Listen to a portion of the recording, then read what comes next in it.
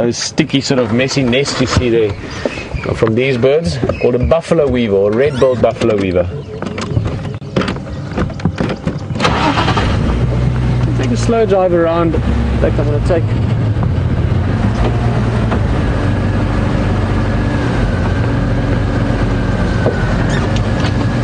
not around the waterhole itself, but just around the area. We're going to go a little bit towards the east.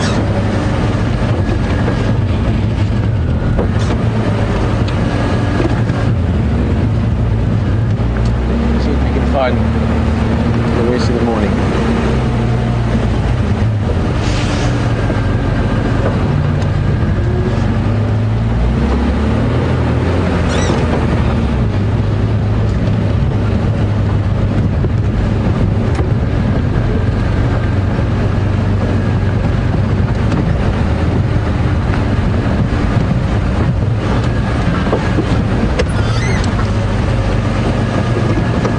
Back quickly. I don't think it's anything, but those geese just flew away, both the ones we were looking at. So maybe it's just because, or maybe it's another two geese. That's also possible. I just saw two geese flying along. Now, might be other geese looking for a waterhole to spend some time at. As they were flying in, they saw the other two on the water and tried to avoid them. They will do that sometimes, but it might be the same too. Let's just see if something didn't perhaps disturb them. No, it's two strangers, or two other geese. Let me just show you, there's the ones we just looked at, so it's not them that we're flying past. Egyptian geese are territorial as well, so male and female together. They will defend the area. If there's a big waterhole, obviously the bigger, the more geese there can be. But they can be quite vicious. I've seen geese fighting a few times, the male Egyptian geese, where they can really hurt each other, even drown each other sometimes. It's a fierce sort of competition. Dip our noses down here quickly while we come back. This is the end of Buffelshoek Dam, where you quite often find buffalo or elephant, warthogs wallowing. Nice muddy area. But looks like about it for now.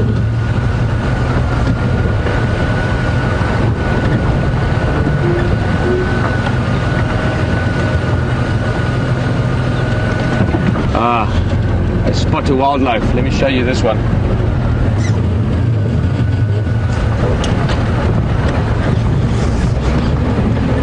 Hey! This one we'll definitely see. In fact, I even speak the language.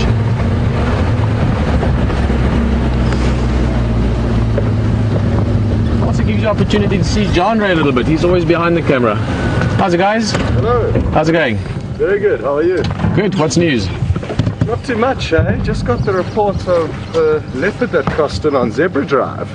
Okay. So apparently Ryan from Arathusa spotted that. Hello everyone. Awesome. Hello. Guys, if you haven't met him, the guy with a smile, that's Mr. Scott Dyson. They're out on foot this morning. They'll be showing you some tracks. Yeah, so I'm thinking maybe... Heading this way. We're heading into Djuma from Zebra Drive. So Okay. I mean, we're not close to them here, but what we may do is head across there, jump back into the vehicle, drive down and get onto the track. Well, here's a thought. Guys, I would love to introduce you to John Ray quickly. We don't actually see him very often. He's the man behind the walking camera. He was on drive with me yesterday. Also taking care of lots of things camera related. John, nice to see you. Do you guys want to lift? Get you to your car quicker so we can go find Yeah, that leopard. sounds like a great idea, actually. Well, there's one seat here next to me. Awesome. Let's load the backpack on there. It's easiest. Guys, you can drive along with us. We're going to give the guys a lift. Get a bit of an update. Happy to jump on like that. Okay, let me hold this for you.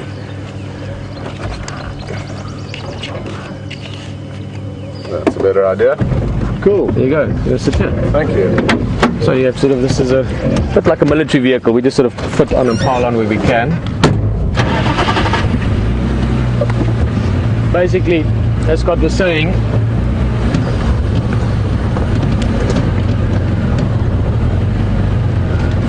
awesome.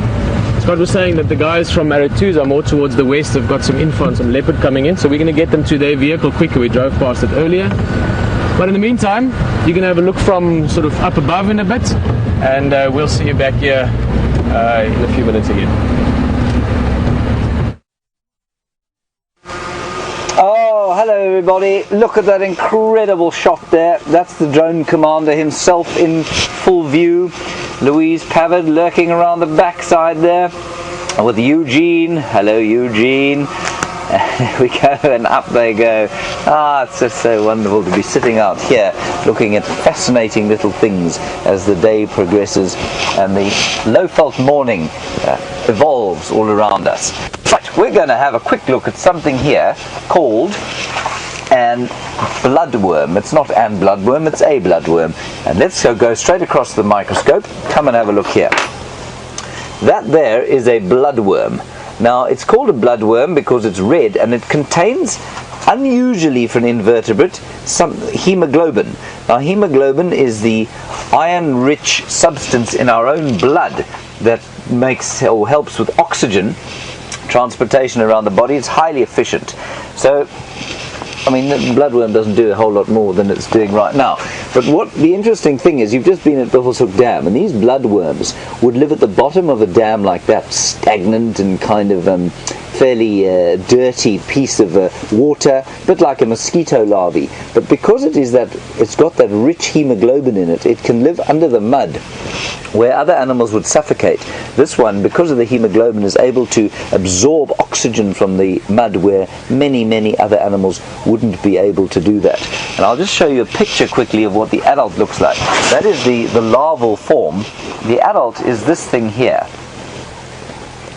Very short-lived, doesn't live for long at all, and probably doesn't eat a great deal. Lots and lots of the insects as adults don't in fact live for very long because they can't even feed.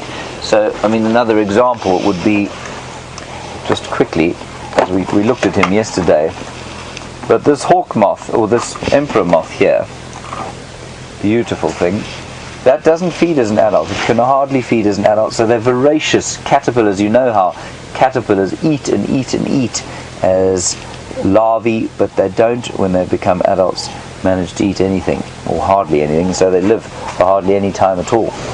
And in North America, where a lot of you are from, you get those amazing explosions of mayflies, and those mayflies also don't eat anything. They die almost immediately.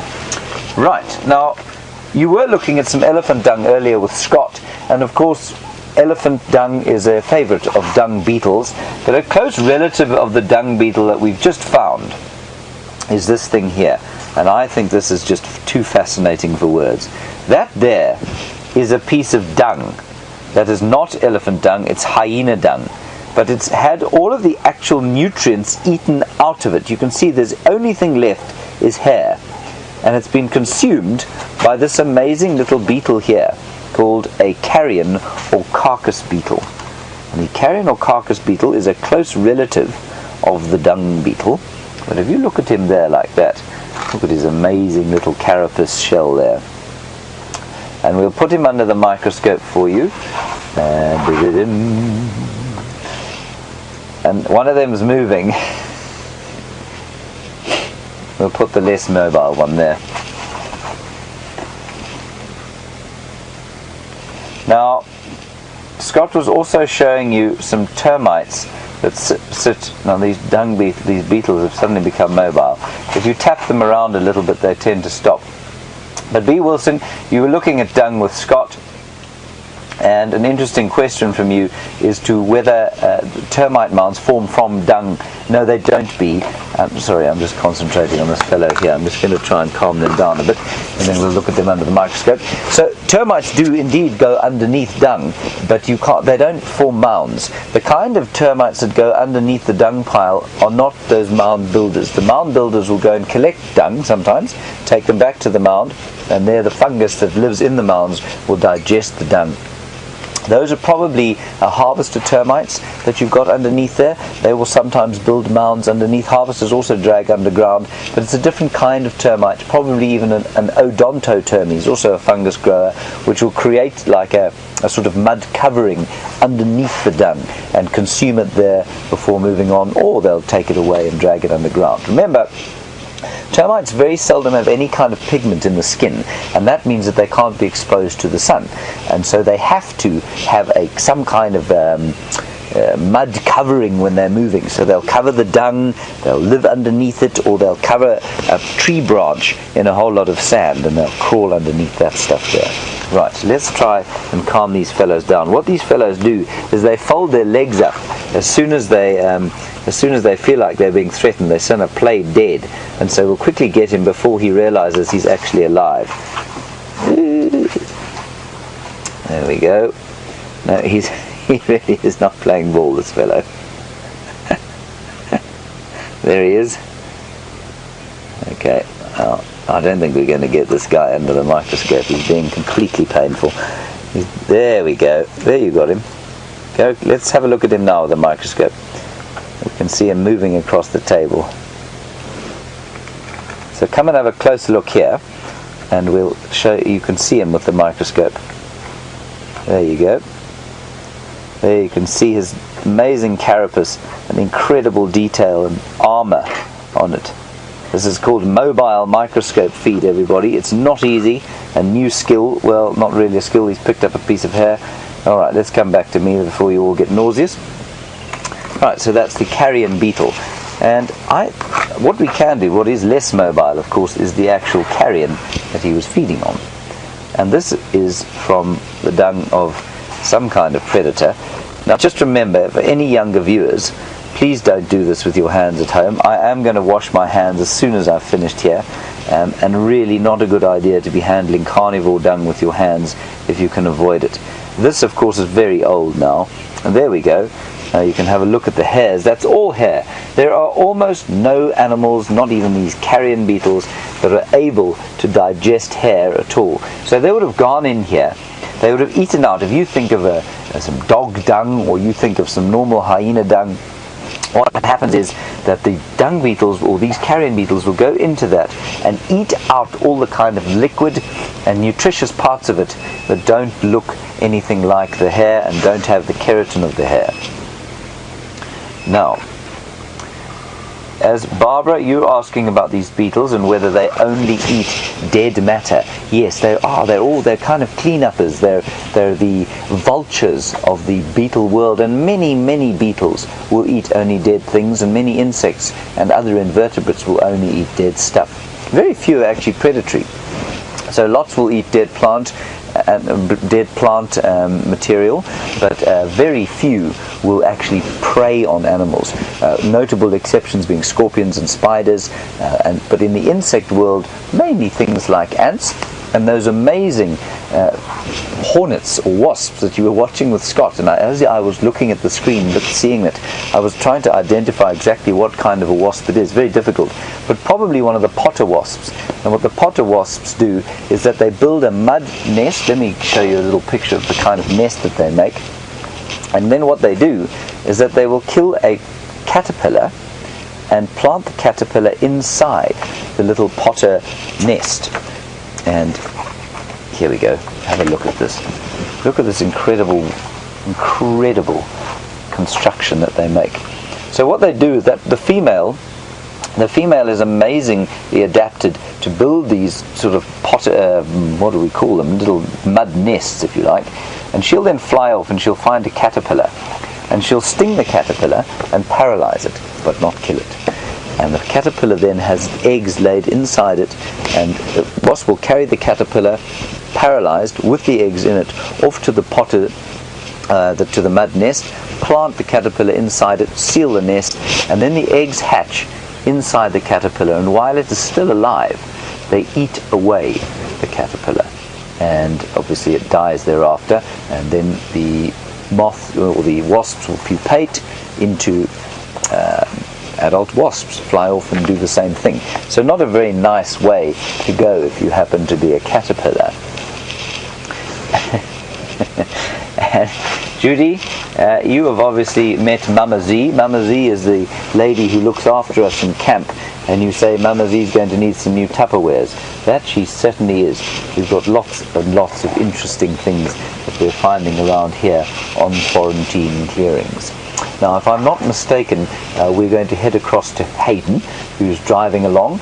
He's waving his thumb, which means that he is ready to receive you. So we'll plant you back on his vehicle, and we'll continue looking around quarantine clearings for other interesting things.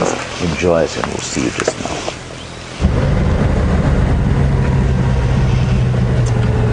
Well, folks, we just had a bit of a chat with one of the guides, Ryan, who you probably heard.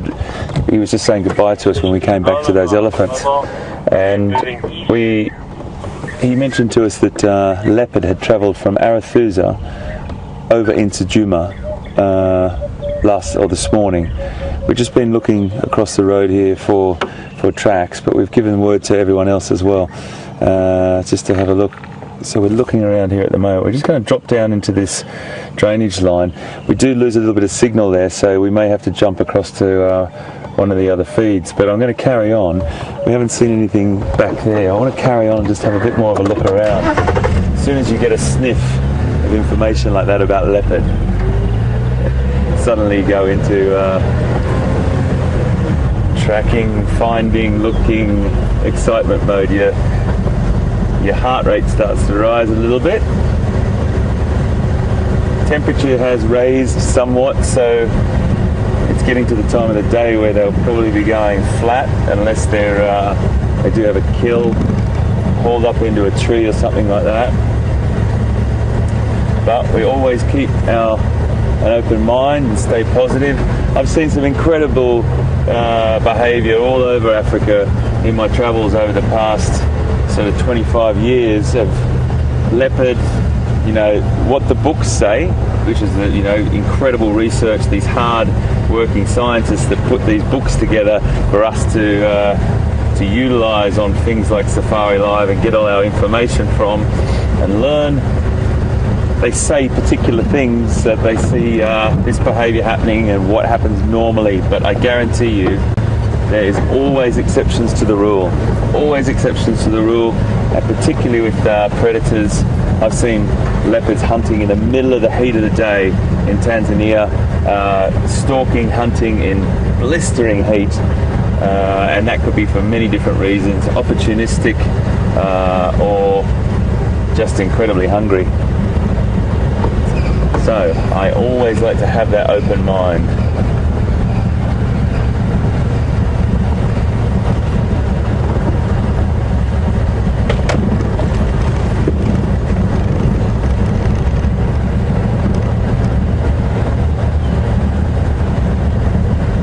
I remember in Uganda, I was there many years ago, and I had some guests with me, and we were just arrived at this place called Queen Elizabeth National Park, and a leopard encounter that I had there was just so unusual that I just have to quickly share it with you. I took my guests to their room, and then I went to my room, and we were just going to freshen up before we met for dinner. And I got to my room, and I looked out on my veranda, which you normally do, and you've got a beautiful view of Lake George and Lake Albert there in Uganda. And sure enough, there was a leopard on my veranda, sitting on my veranda, looking out. And because I didn't turn the lights on and I just looked out, he couldn't see me, but there he was just sitting on my veranda. And I was just like, wow, this is the best thing on the planet. So I ran out my front door and went and got my guests, who were bathing at the time, and they both came to my room. He had shaving cream all on his face with a towel wrapped around him, and his wife was dripping wet out of the bath, and they both tiptoed into my room and saw this leopard on my veranda. Very, very funny when you think about people then arriving at their room, seeing this weird man in shaving cream and a towel, and the lady in shaving cream and a towel, and us all having a bit of a giggle coming out of the room. But there was this leopard, this incredible leopard encounter, and that's what it's all about. Beautiful stuff. Right, so we might lose a little bit of signal here, folks, so just bear with me.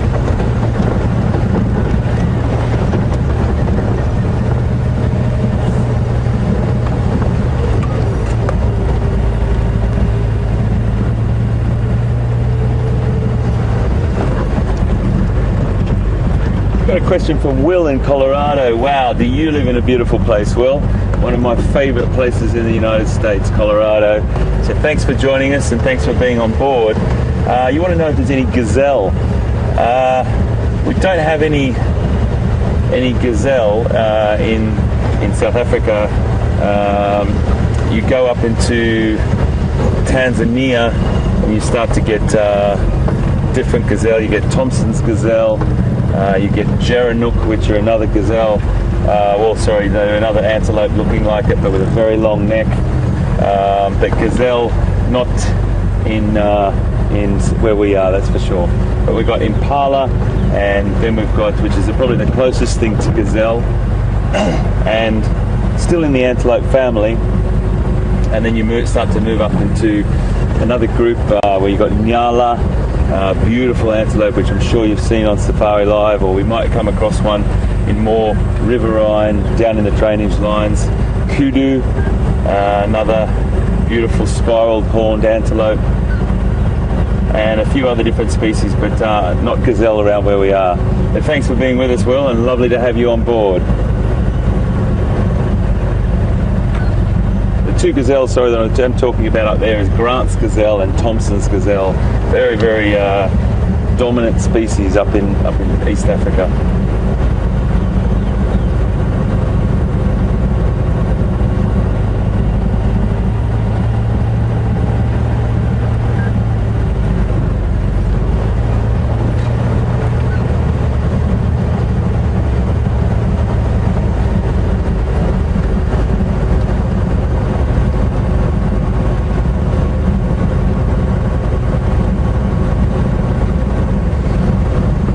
Hi John, got a great question from you on Twitter. You just want to know if there's any updates on the Nkuhumas or any of the other lines. Well, John, I don't have an Nkuhuma update, but I do know that the Birmingham boys, or the 5 males that we've had marauding this area over the last, just looking at these tracks in front of us here as well, these marauding boys, they were heard on the other side of the reserve by us last night when we closed at about 7 o'clock. And then we also heard from some people watching or listening to the Djuma cam last night, or very early this morning, that there was also lions heard roaring. So there is lion activity going on around the reserve at the moment. Just wanting them to all come through here on Big Cat Week. Thanks for your question, John. Thanks for being on board. I'm just travelling down to Treehouse Dam now. Again, we might have a little dip in and out of signal, so we might have to crash cut to one of the other team. But I'm just driving very slowly down through here, looking at any tracks crossing the road or walking down the road. One of the great things through the rainy season is you do get fantastic tracking conditions, and you will get a rain shower at night, and the roads will have all the tracks, including the tyre marks, what we call obliterated. So it'll be a clean slate, a clean surface, and anything that you know, as soon as you know that the rain stopped or what time it stopped, gives you a great little bit of research to figure out how fresh those tracks are.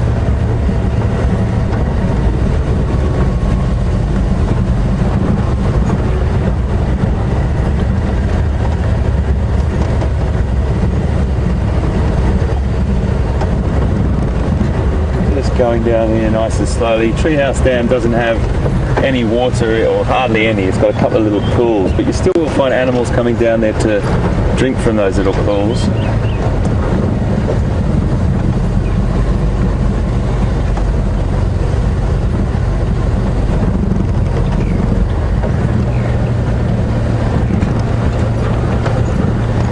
We're just arriving here now. Could be very quiet, you just never know.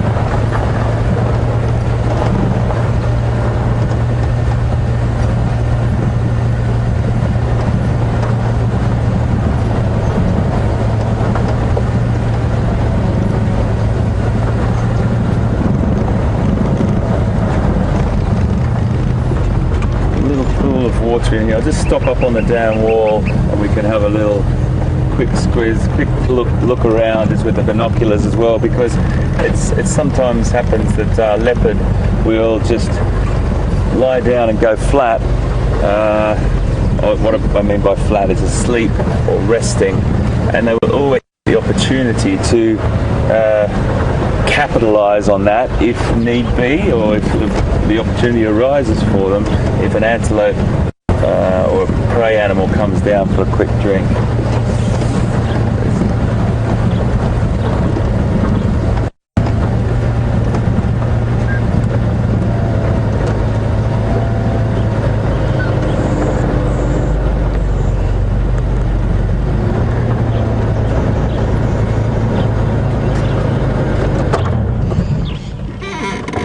Have a look through the binoculars, folks, as we scan around. Brian will have a look too. If you guys see anything, please let me know, because you are our eyes and ears also. Sometimes you just get lying in the cool, one of the holes or the small wallows up the back there. I've seen Djuma, the leopard, sitting in one of those waiting to just resting, but also at the point where he just could strike at any moment, and you might only see a tail flick up in the air, swatting a fly.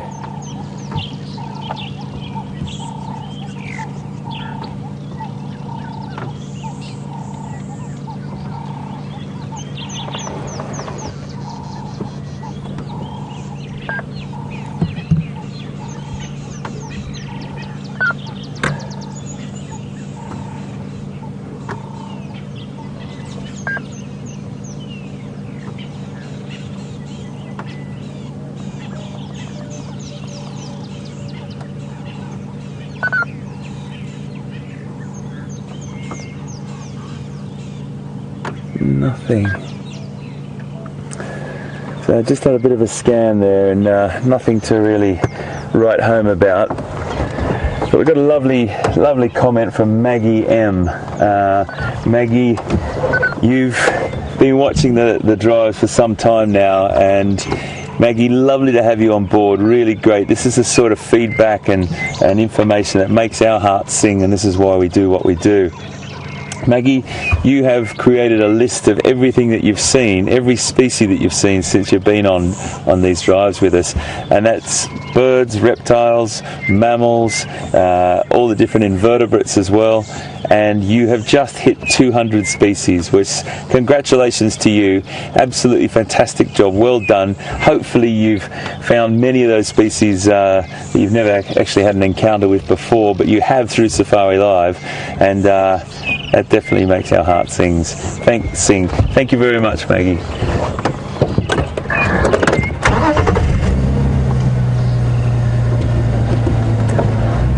Just passing this lovely tree here, where I'm sure this is the tree that Peter was having the weaver discussion with you this morning. They're such characters and absolutely incredible craftsmen and women, craftsmen.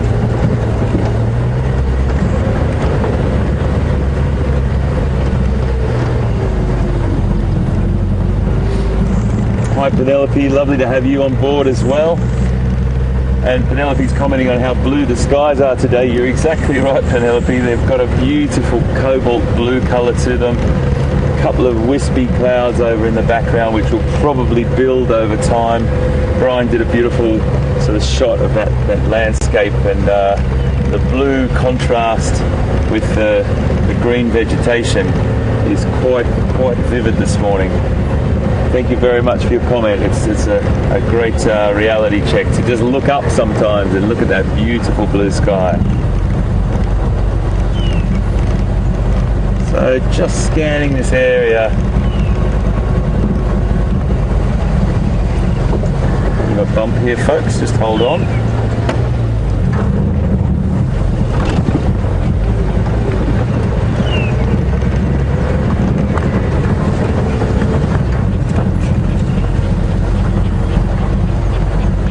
Wow, have we seen some action in this area over the last year.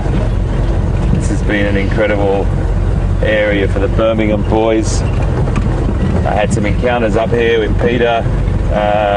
Peter filmed our first lion kill, our buffalo kill up in this area, and then it was just absolute carnage for the next few days with these marauding boys who are now a force to be reckoned with. I really want to see them too. I actually haven't seen the Birmingham boys for coming up to a year. Every time, oh no, that's not true. That's not true at all. 6 months. Yeah, I did see them in May. But I'm really, I'm desperate to see the Birmingham boys.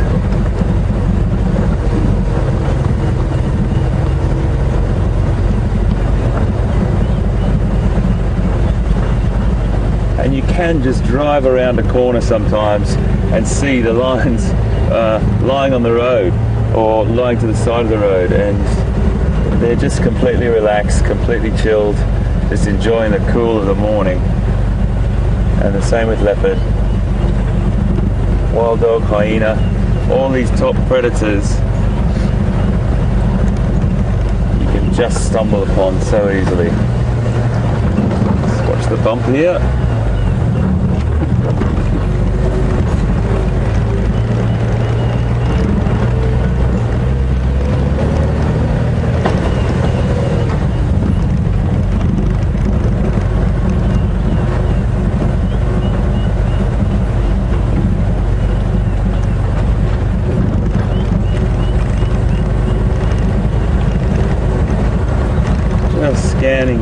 Scanning,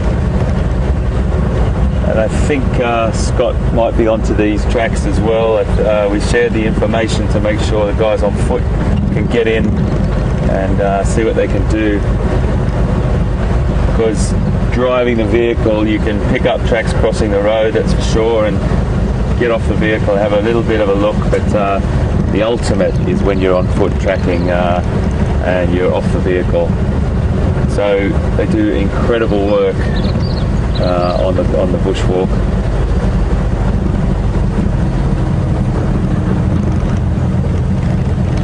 Yeah, okay.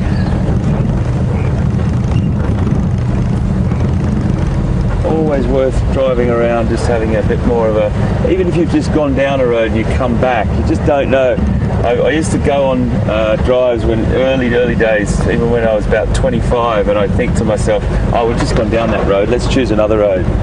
And you think, and then people used to say to me that were much more experienced, you just do not know if there was an animal only like 50 metres off the road and we just drove past it, then it's come past us. So you just don't know.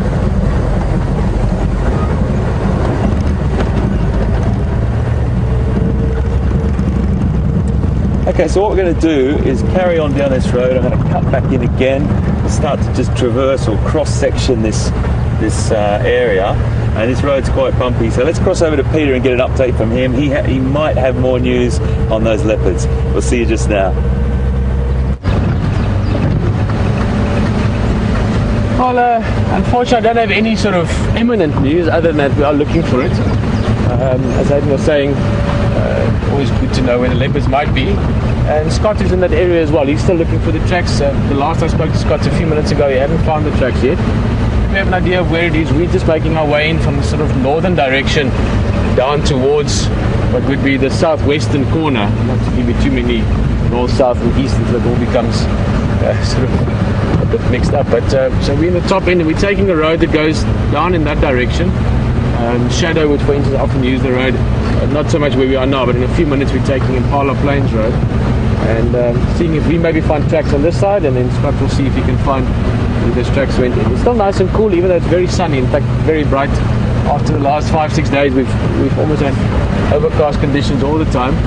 This morning the sun is shining brightly, but it's still nice and cool. I mean, you can still see me wearing a jacket even though we are right in summertime. So beautiful fresh weather, good weather for even leopard to still be active in. See if we can find them. Otherwise, just enjoying the drive, and a couple of questions here and there would be nice to have a talk about.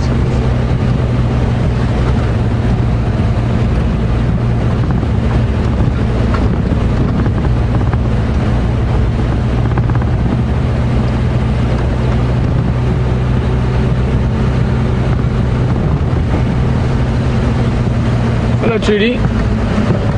And nice to have you on drive. Let me just check. Always good whenever you get to a new road, always check it very carefully for things that might be walking along it. Trudy, you're just wondering about the gazelles in East Africa and if there's any chance of them coming into the Djuma area. And then secondly, if not, why not? In other words, what keeps them where they are? Well, I mean, firstly, distance-wise, it's a massive distance. In fact, I don't know off the top of my head the distance from sort of Serengeti, East Africa to Djuma Game Reserve, but I would estimate it in the region of probably 5,000 or 6,000 kilometers. So 4,000 miles, give or take. It's a massive distance, and that there would be different systems, habitat systems that split it. So towards the central part and the central western parts of southern Africa. So take sub-Saharan Africa now as a sort of one piece that we're describing the area in. That whole area has got the Kalahari Desert running through to the Namib Desert. That would just be too dry for those gazelle to move through.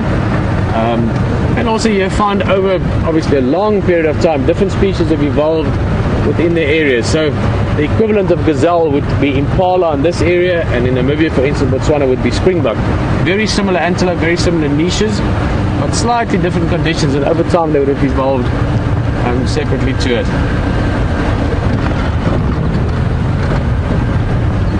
Okay guys, well there's something else you're going to look at. Enjoy it. See you back in a bit.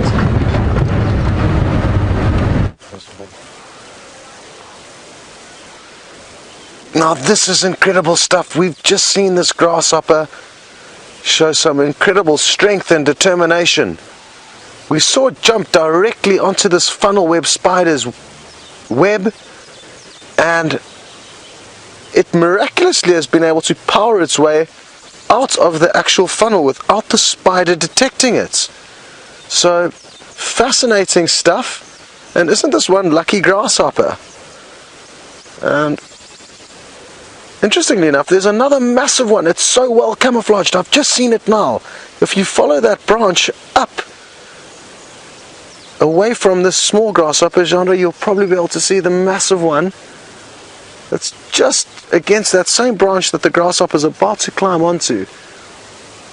Look at that camouflage. Incredible stuff. There it is. That one will have less to worry about. And its camouflage is so perfect. And let me just point it out with my finger. Look at how well camouflaged it is. I'm just going to get it to move ever so slightly. There we go. Fascinating stuff. Very similar to a grasshopper I actually saw on my last bushwalk. Very, very well camouflaged like leaves or bark. And as I said, that one doesn't have anything to worry about.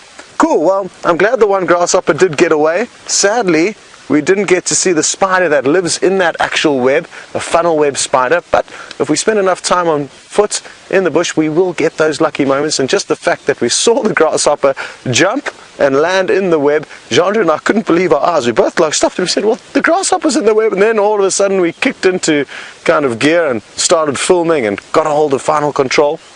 Now, we are in the area of where this alleged leopard crossed into Djuma from Arathusa around Zebra Drive. Now, where Zebra Drive is just behind us. We parked the vehicle there, did a big search in that area and couldn't find any evidence of a leopard. So, we are not hugely confident that that report actually was correct. But the great news is, regardless of where we are walking around on safari, we may bump into a leopard or a lion or anything really. So we don't always need those reports. It would have been nice though to have some tracks, some clear evidence, but no sign of that. So we're just going to walk around this general area and hopefully we will be able to find something of interest. I'm sure it won't take too long to get some kind of action here. And the summer really is wonderful in that there's so much going on, especially with the smaller things, the bugs and the insects.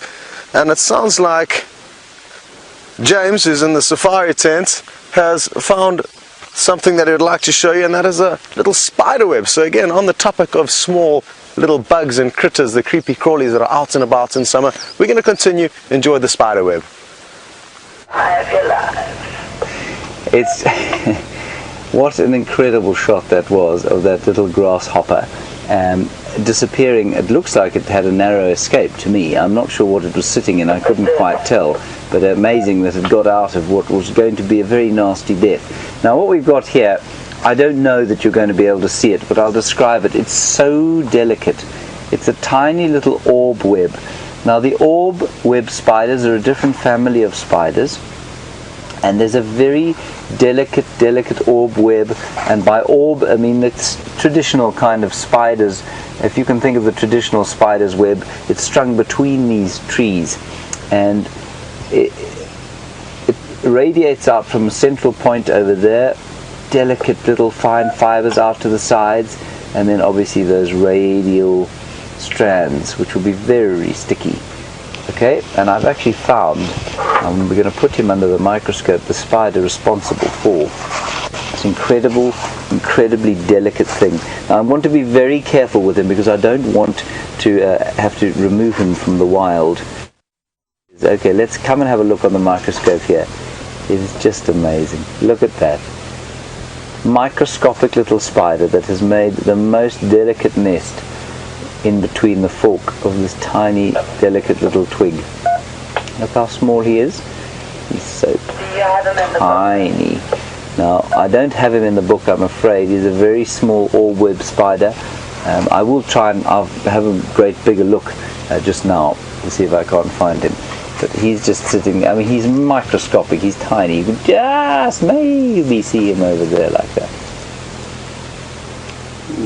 Not.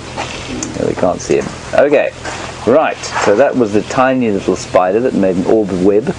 Not to be confused with the golden orb web spider. Of course it is a terrifying spider. Well, looks terrifying, especially to people who come on safari. Now, a little bit earlier on today, you were looking at a southern masked weaver with Peter. Beautiful colours, I mean just the most astonishingly gorgeous colours that you don't normally see. And here we have an old weaver's nest, and this old weaver's nest is from the same tree, I think, under which Peter was looking at that new masked weaver weaving his nest. Clever thing that he is. Now you can see all sorts of different kinds of feathers in here. I wouldn't go putting my nose in that because I think the lice and different kind. I've just found this thing, so we haven't had a chance to really investigate it, but we will have a good dissection of it a bit later. And there are whole lots of, there'll be mites and lice and all sorts of unsavory things in here. But what is interesting to me here is that you can see the outer covering is what you saw that weaver making today, from green shoots, and he's woven it so beautifully on the outside, but on the inside there's a whole lot of comforting kind of material for the chicks to lie in, and I think that's amazing. So they've created a kind of really cozy nest for the little youngsters to be sitting in. Now also interestingly, I think, is that I don't believe that this feather is from a weaver. I think this feather here is from a brood parasite. Now, I'm not sure if you can see the colors there, but I think that this feather here comes from something like a Diederik's cuckoo. Now, the cuckoos do parasitize the weavers, certainly the Diederik's cuckoo does, and I wonder if this thing doesn't come from the Diederik's cuckoo chick that was planted in this nest last year. And for those of you who don't know, it's the most amazing evolutionary adaptation that some birds, and I think some insects indeed, have evolved, where there's no parental care at all. They go and they put their eggs inside the host nest, like this one. So the cuckoo comes and lays its egg in here. The cuckoo chick will hatch and either toss out the other eggs or outcompete the weaver chicks, and the weavers will raise the cuckoo without any idea that they're raising a completely different species that carries nothing of their genetic legacy. I think that's what that is there. So that's very fascinating to me. Then we had a wonderful question related to these weavers from Donna in Niagara Falls. And Donna, you want to know if they come back to the same tree every year. Donna, I don't think strictly, but certainly I think they'll come to the same vicinity. So these ones were found around the Djuma Dam. And I think that you'll find that there's different pairs that, well, they're not monogamous necessarily. They're monogamous per season sometimes, but they're not always totally, they're not sort of lifelong partners, the weavers. I think you'll find the males do come to a similar area to build every year. It's not necessarily that they have to. So, for example, Djuma Dam might not get water this year, so the village weavers that built there last year may well not return. They like to build over the top of water. I don't think it's an absolute necessity. There's certainly nothing like the Wahlberg's eagles, which of course will come back to the same nest every single time, which I think is just amazing. And we had a comment, wonderful comment from Maggie, who who said that she saw her 200th species the other day, in fact yesterday, and that was brought up, if I'm not mistaken, by the fruit chaffer, the zigzag fruit chaffer. So thank you, Maggie, for that. You say, can you count the dead honey badger that we saw a little while back? Maggie, for your 200th species and that level of commitment, you can definitely count the dead honey badger as one of your 200 species on Wild Earth. Right, Scott Dyson, the inimitable, has found himself a skink. It is residing on a piece of wood, so let's go and take a closer look at that as it basks in this marvellous heating sun. Well, I know Chris Rogue Cropper was hoping to see a snake, and moments before we found this striped skink, I did say the same thing to Chandra. I said, wouldn't it be wonderful if we found a harmless snake, ideally a python? Well, at least we have got another reptile, Chris, and isn't this a great view of this little striped skink? It's probably halfway to fully grown, and from tip to tail will be about 6 inches in length now. So about 3 inches of body and 3 inches of tail. They'll get to about 5 inches of body and 5 inches of tail when they are fully grown. And it's enjoying basking in this morning sunshine. Being a cold-blooded animal, this warm sunshine will be doing a great job in warming it up, getting it ready for a day out hunting. And it's going to be making the most of the summer bounty of insects. If there were termites emerging in this area now, we would be bound to see this little lizard running around, gobbling as many of them up as possible. And hopefully we will be able to see something like that in the near future. The other day we were lucky enough to see a scorpion out making the most of the termite emergence. And interestingly, it's living on a dead log, a very solid kind of log, a redwood. And it's even been through a fire before, and you can see a few little black charred parts of this hardwood, and it's probably from the Combretum family. So just a good indicator of how, even though this tree has fallen down and died, it's created a solid home and structure for this lizard to now live on and around. Great, we're going to leave the little lizard to it and continue on the bushwalk. And while we continue, we can answer a question from Ralph, and he's interested to know about the funnel web spider and whether or not it's as dangerous as the Australian funnel web spider. Ralph, I don't actually know the answer to your question. I've just seen a lapwing take off from in front of us here. It could well have a nest. So now we're going to have to creep very, very carefully to try and find the eggs. But Ralph, sadly, I don't know the exact answer, but I'm fairly confident that if the South African funnel web spider was highly venomous, I would have found out about it, or I would know about it. So the fact that I haven't got that information in my filing cabinets makes me believe that it's probably not highly venomous and therefore not well known like the Australian funnel web spider. If anyone does know the answer to that, please send that through to #SafariLive on Twitter or questions@WildEarthTV. The wonderful thing about Safari Live is that we get to share knowledge. And I don't know the answer to Ralph's question, but maybe one of you do. It sort of leads me to think it may have been sitting down for as long as possible and hiding its eggs from me, but then when we got a bit closer, I thought, well, let's get out of here. No, where could they be? If they are in fact here. I've done this many times where I've been searching frantically for eggs where I think there may be a nest, but come up with nothing, and I fear that this could be the same now. I'm losing confidence at a rapid rate. So we're going to continue on. Another reason why I think that there may not be a nest here is that, judging from the bird's behavior, the way that it just flew off makes me think that it's got no major concern of us standing on its eggs. If we did get close to the nest there, which I'm guessing we were close if there was a nest there, it would have maybe flown in and bomb dived us to get us away from there. Or another thing that the lapwings will do is they'll feign an injury. So as we started getting close, it may have started walking around, dragging its one wing, and that way making us at least think that it's injured and that it would be an easy meal and it could lure us away from the actual nest. So very clever birds, the lapwings, and obviously they've got a lot of the time that they actually... What is on my... Oh no, Jean-Andre said there was a little bug on my hat, but it just flew off as I took it off. Anyway, we tried. As I was saying though, the lapwings do have to be prepared to deal with not only us walking through the bush, but a lot of other mammals like buffalo and elephants. And of course when they get close to the nest, there's no ways they're going to see them. And that's when the adult lapwings will come in, bomb dive buffalo, or stand their ground, hold their wings out and make sure that those buffalo don't step anywhere near that nest. We're going to take a gamble here. There's a beautiful butterfly that's just landed on the ground there. Have you got it, Jean-Andre? Well done. I think you're going straight in for it.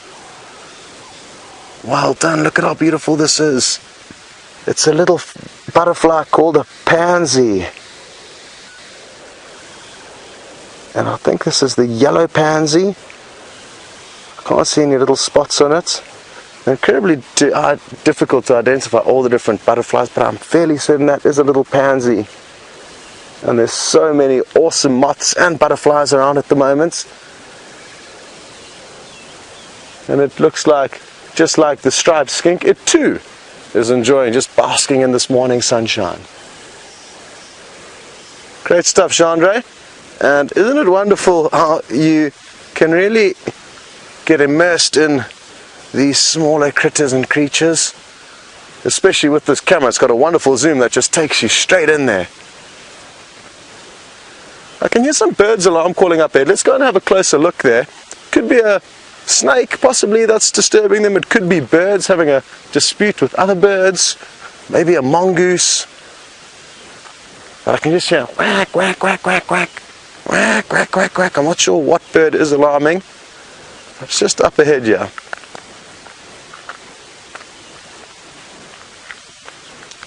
The wind's picking up quite a bit now, blowing in a northerly direction, north and westerly direction, so in our favor. And the birds are somewhere up ahead here. They've gone quiet now, as they often do. If it's something like a slender mongoose, a high-paced predator, it could run off quite quickly and then the birds will naturally stop alarm calling.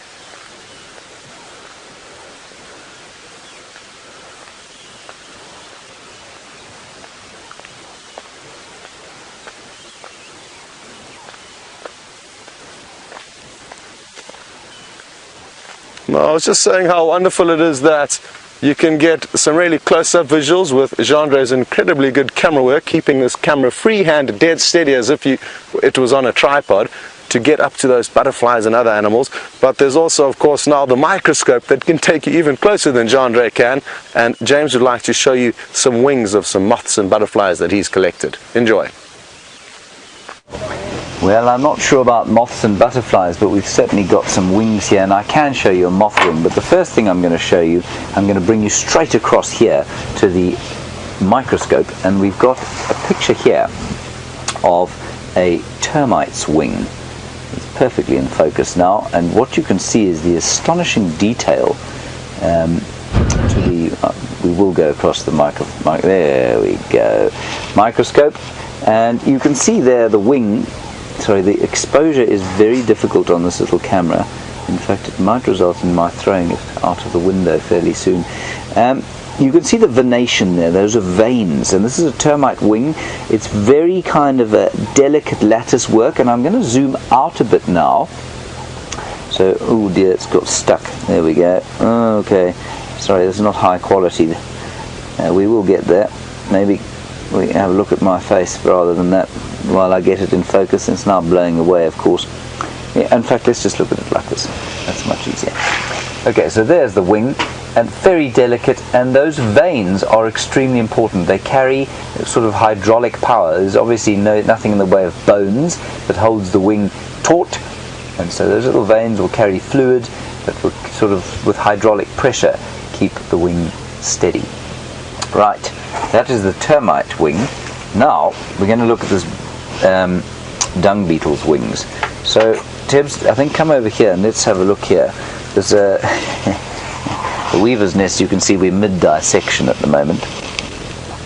But if we look at the wings here, what I want to show you is, again, you can probably see the venation in the wings there, and we will have a look at that under the microscope. But what is interesting here is these are the elytra, and those are modified forewings. So it used to have front wings and back wings. Now it's only got back wings. And when this dung beetle is at rest, or when it's rolling dung, this one is no longer going to roll any kind of dung. It's very dead. These wings fold up like that underneath. It's the most incredible thing. They fold up completely in half, up underneath the elytra, and the elytra then close down on top of the wings. And they're completely protected, because you can see how incredibly delicate they are. So very difficult for the dung beetle to maintain these very delicate wings without that kind of protective layer. And I'm just going to put them under the microscope now, and we'll have a better look at them. I think better if I hand hold this rather finicky device. There's quite something coming from a Land Rover into the tent here and having to operate all this finicky equipment. There we go. Come on, get into focus. Oh dear, we're having nothing, no luck here at all. Hang on 1 second.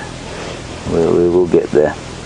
We will get there. Be brave and have fortitude, everyone. It looks like it might work.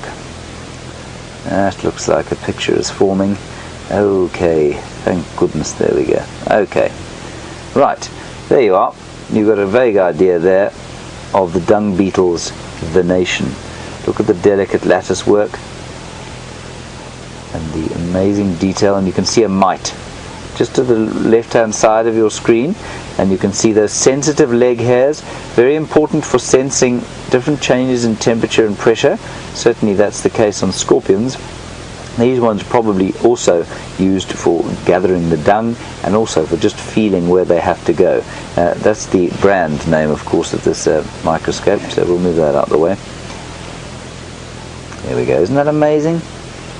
Incredible detail and hairs. We'll just move along his body, and there you can see the claws on the front of the front legs there, which are modified for dung gathering and dung collecting. Just wonderful. Look at that. Now, just before we go away from here, I'm going to show you if I can re-find him. Nasty little fellow, where is he? Here he is, the termite. And I think we're going to go and have a look at a termite mound with Scott just now. So you won't get this level of detail of a termite. I think this is a harvester termite. Let's try and get that brand out of the way. This is a harvester termite here. And look at the detail on the termite there. You can see the very important feelers, which are used as highly important sensory organs. And what I do want to show you, just come back to my face there next quick while I flip him over. I want to show you the mouth parts. And the mouth parts of a termite are obviously extremely important because, well, they have to eat and they have to communicate. And how a termite communicates is, or how they know each other, is by exchanging a form of pheromone every single time they go past one another. And what that does there, we'll just go a little bit closer in now.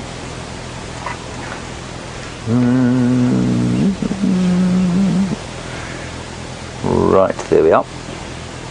There you can see the mouth parts. So we'll look at those mouth parts. He's not alive, that's the wind blowing against his feelers, by the way. The mouth parts are important, of course, because they eat and they communicate.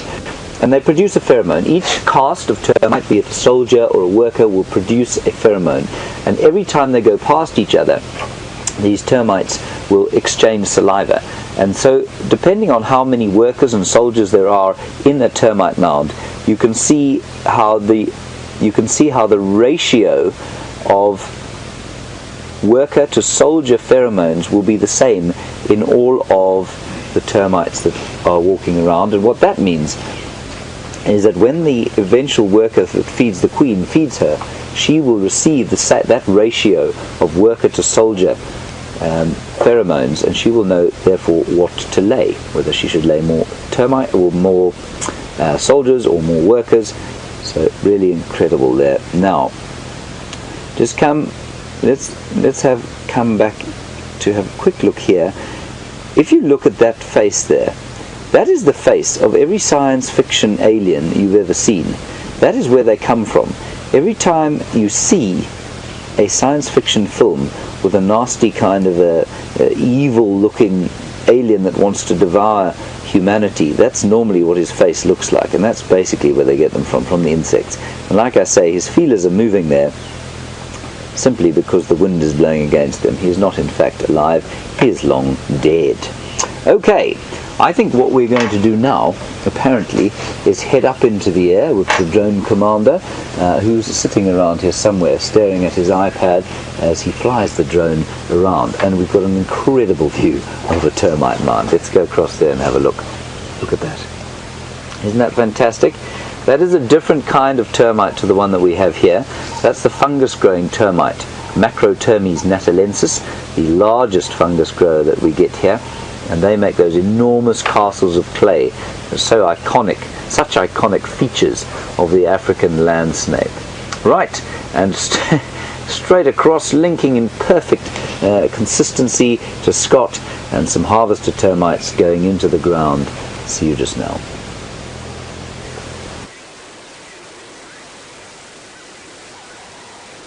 So we've just stumbled upon these harvester termites, and there was a hive of activity early on. I'm not sure if they've all started seeking refuge since we've been here. Quite a few of them, though, just moving around the entrance to their termitaria. There's many different entrances actually, and in this area of about 3 square meters, there's probably about 20 holes, and all of these different holes are being heavily trafficked by various termites. Let's move across to another hole that seems to be a little bit more active, and it's just over here, Gendre. There's 2 soldiers drumming their heads, and that's how they communicate at the base of this hole. And that one's probably 3 or 4 times the size of the small workers. There's a lot of smaller workers just kind of over here, Gendre, that are busy looking for tiny bits of grass, and they're going to be carrying a lot of little blades of grass, little leaves down into the termitaria, so that they've got a healthy larder and a full pantry of food.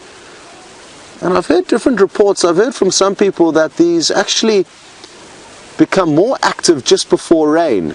So harvester termites can be a good natural indicator that we could be expecting rain. I mean, in this case, I don't necessarily think it's the case, but it is possible that just before heavy rains they try and really stock up on as much food as possible so that they can batten down the hatches during the bad weather. This is a big soldier that you're looking at now, I think. Well, there's all different sizes, so hard to keep track of who's who and what's what. But it is interesting in termite culture and colonies is that you get workers, you get soldiers, you get reproductives, which are the flying termites, and you get the queen. And all of them will be working mainly for that queen. She can have millions of workers and soldiers that look after her. And isn't that incredible to believe? I'm told that on average each termitarium has got about 2 million individuals making it function at any given stage, and they are repopulated by that queen who's laying on average 30,000 eggs every day. So there's a high turnover rate.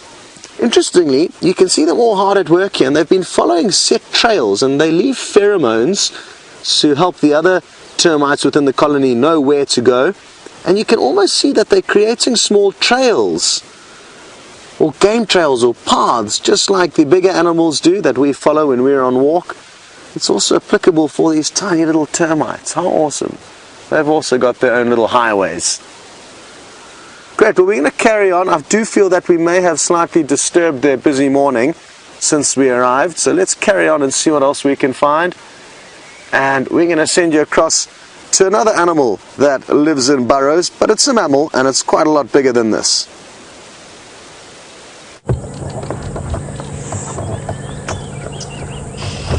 Well, well, well. Look at this. How lovely. We just arrived at the hyena den, and here is Ma and her little cub. She's just repositioning herself to get comfortable. And how beautiful. I know we've she's about to sit on him. Beautiful. In the shade, the dapple light on their coats. She is a beautiful, beautiful animal in prime condition. As they start to get older, they start to get a little bit more knocked about and a bit haggard and nursing some war wounds. Here comes another sub-adult. Gosh, this is beautiful. This is my first time to come to this hyena den and see these guys, so I'm very excited. This is beautiful, guys. What a lovely way to finish today. This morning's drive has been beautiful, very, very relaxing, and to finish with a top predator like hyena for me is one of those magical days. Oh, that is just too beautiful, that animal. I'm just going to take a few photographs, folks, so if you hear me clicking away, the light is just perfect.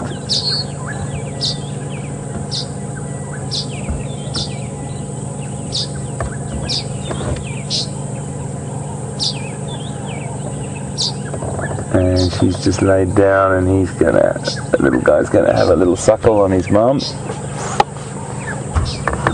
That is very, very beautiful.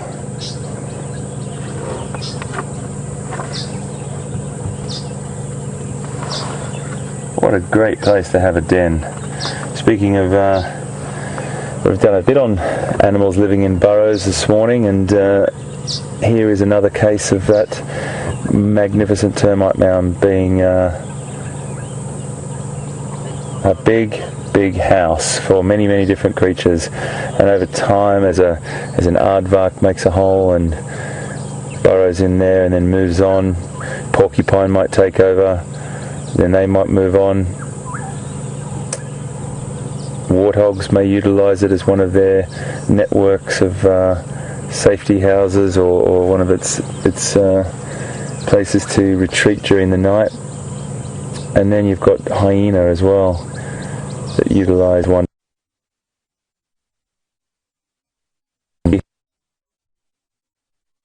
And you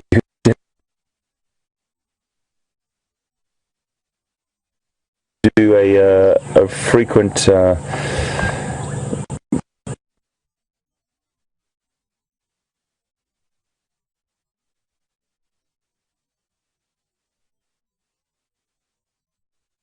they might have that they might not find.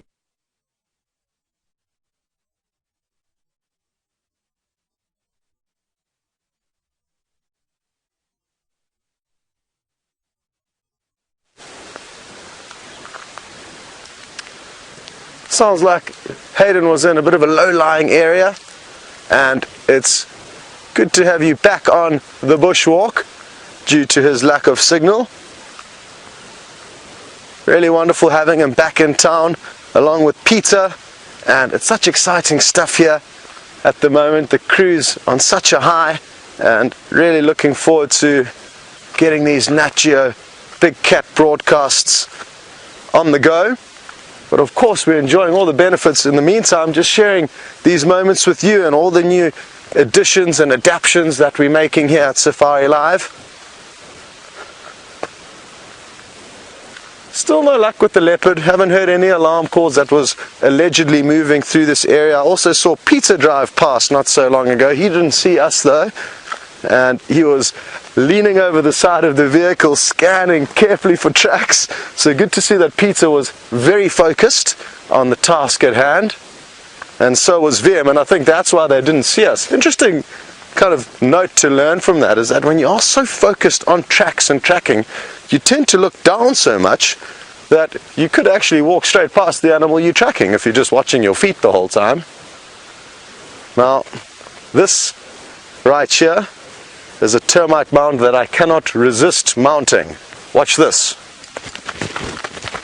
Ah, something fell off. Ah, no, it fell off. I dropped my sock. Ah. Now, I'm not sure if it's going to be easy for Gendre. Gendre, I think it's worth trying to come up here. Come up and have a closer look up here. I hope he doesn't fall down.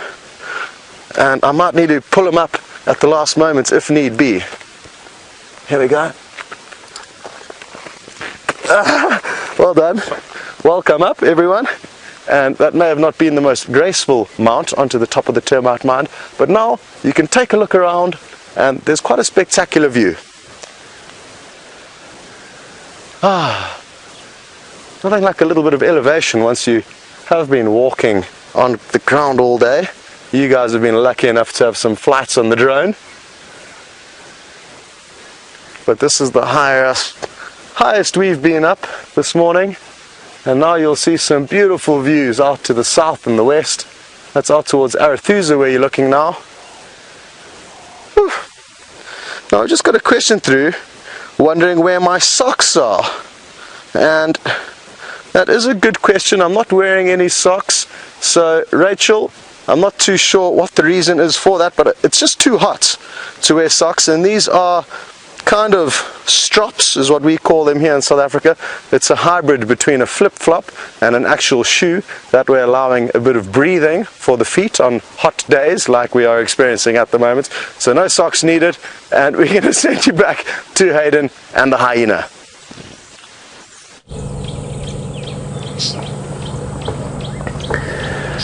So we're still sitting here at these beautiful spotted hyena, and it is a perfect morning, absolutely perfect morning. Temperature's beautiful.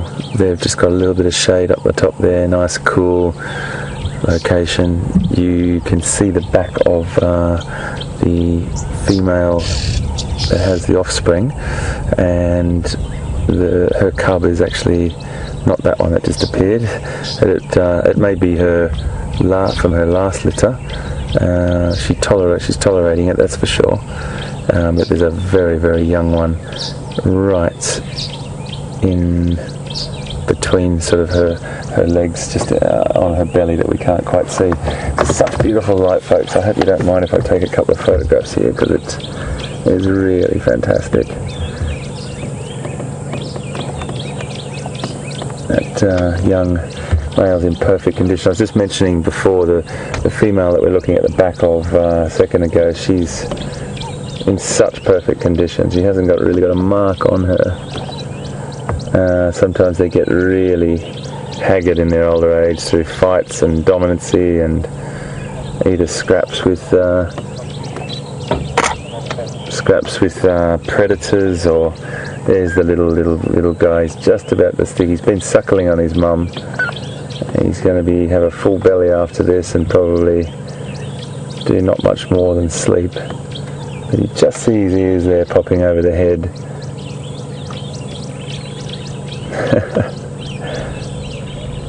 We might get another glimpse of him. There's the other brother, which has a really beautiful animal as well.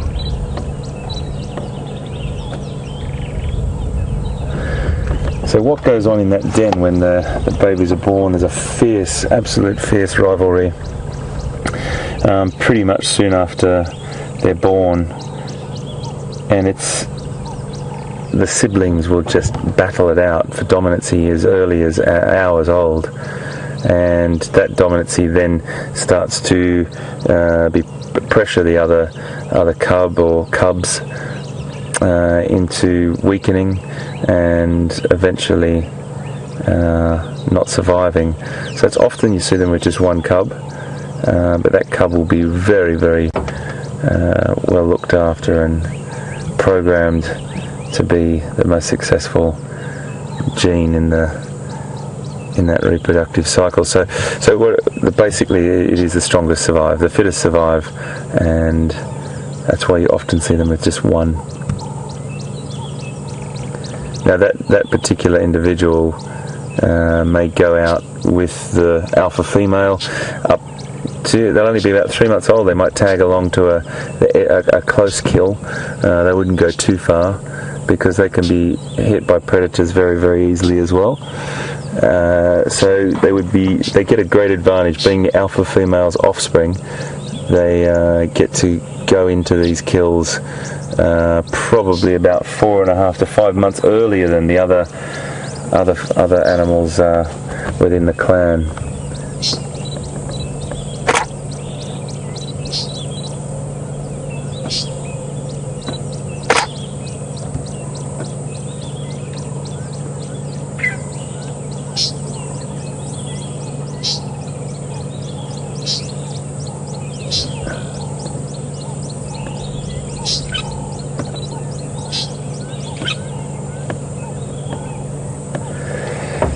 So I'm not going to leave this location, folks. I think it's a lovely thing to finish our drive on this morning. So I'll just sit put here, and we might just cross over to see what Scotty's got, because he's always got something interesting on that walk. So we'll be back just now.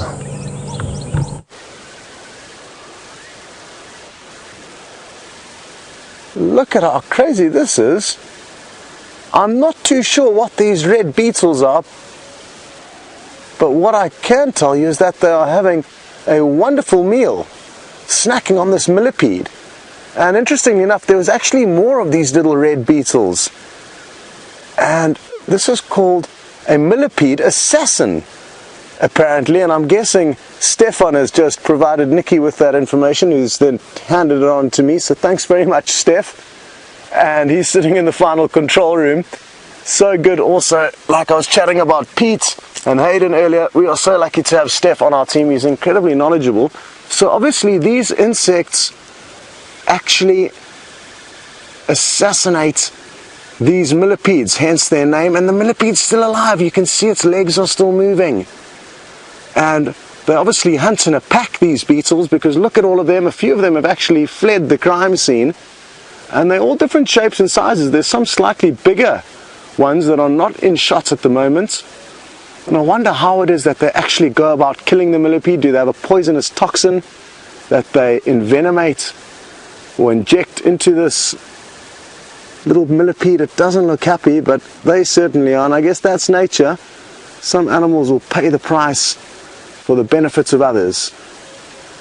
Such a cool little red beetle, and the fact that they hunt and live in a pack like this is quite phenomenal. Interestingly enough, there's another millipede that I've just seen over here, and I'm just going to move it into frame for you. And maybe what they specifically feed on are the legs, because if we look at that other one, it doesn't have any legs, but its body is perfectly in shape. And oh, I've just found another millipede here, but it's still alive and its legs are intact. So we're going to leave that one where it is, hiding in the foliage. I'm just wondering if these millipede assassins don't actually live somewhere around here, and that's why we've got the remains here of one, and that they could probably kill a lot more in this area if they live here for long. Absolutely awesome stuff. Well, I was going to ask you guys to try and identify these bright red beetles, but again, thanks to Steph for pointing out that these are the assassin of the millipede. And we're going to send you across back to Hayden, who's still at the hyena den site, and we're going to continue and see what other interesting critters we can find. So our little friend has made a bit of an appearance now. He's, or she, has had their feed and now is getting all active. They'll probably do a little bit of activity and then go to sleep after a full belly, but playing with mum's ear there. And all these tiny little bits of play that is happening now, hone their skills for their later time in life. But proper bonding stuff going on here. Just beautiful to watch. Isn't that great?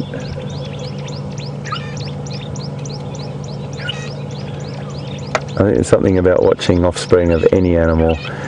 You're always going to find traits that are similar in us, or compare ourselves. We always do it. It's impossible not to.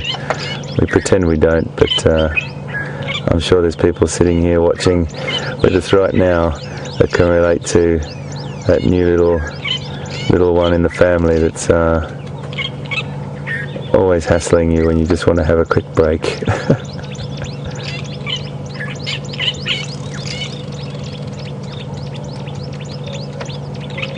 Beautiful.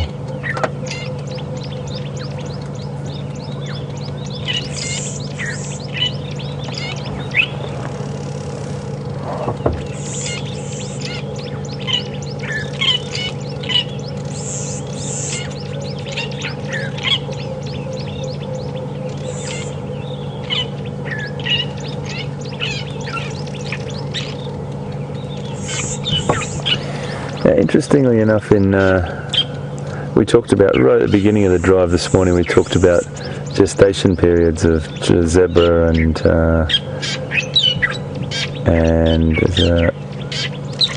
I think we talked about wildebeest as well.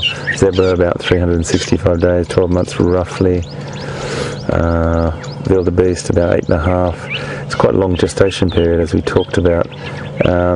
These guys, spotted hyena, are only about 4 months, but being a top-line predator, there's this nurturing or caring that can take place, and they can spend more time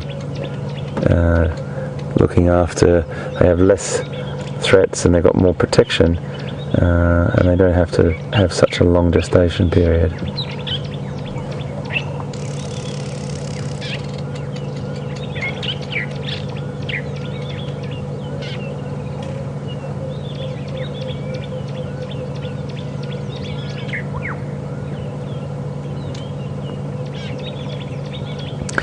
Interesting question from Jeffrey in Texas. And Jeffrey, thank you very much for being with us this morning. Another wonderful place in the US, and I've been there many times. But Jeffrey, your question is about what happens to the other siblings that may end up weakening and dying in a den due to the dominancy and that sibling rivalry that happens. We just discussed a minute ago. Well, what happens to that animal, I couldn't really say. I doubt that they would eat it. Sorry, I'm just laughing at this little guy. I doubt that they would eat it. I couldn't tell you the answer on that, but definitely try and look up that and ask a few of the other guys what would happen. It potentially may decompose, but they probably would either remove it or I'm not really sure on the answer to that. Very interesting question, Jeffrey, so we will have a look forward for you and try and come back to you on that on the next time I'm on drive, or I'll pass it on to one of the other guys to get back to you. But thank you very much.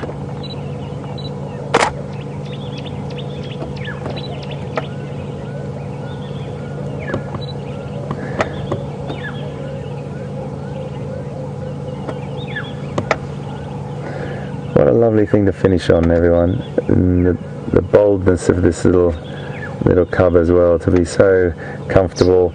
Mum is so comfortable with us. She knows we're no threat to her.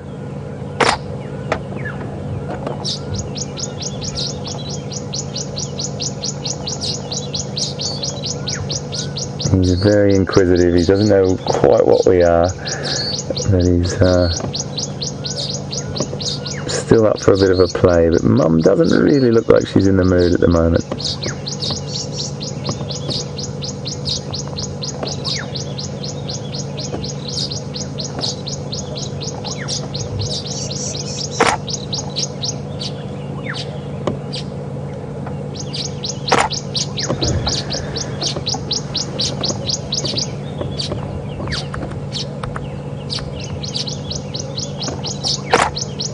just beautiful, tender, loving care from her, just tolerating everything that he's doing. Squeezing there underneath the leg. I thought he was going for some more milk, but yeah, he's giving the indication he wants some more milk.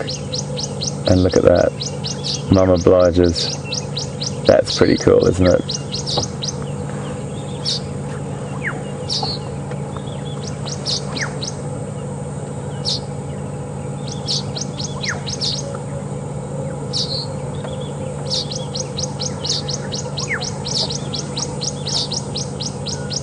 Well, this is a magnificent thing to finish on. Hyena den with mother and cub and yearling, probably that other youngster, completely relaxed with us, completely at ease, not threatened by us whatsoever. And what a beautiful thing to be able to, as human beings, watch wildlife with such honesty and integrity, and really just a beautiful thing to be able to do. And I want to say thank you for all of you this morning for being with us, or wherever you are in the world, whatever time it is, from Scott on walk, from James in the tent, from Pete, from myself, from all the team.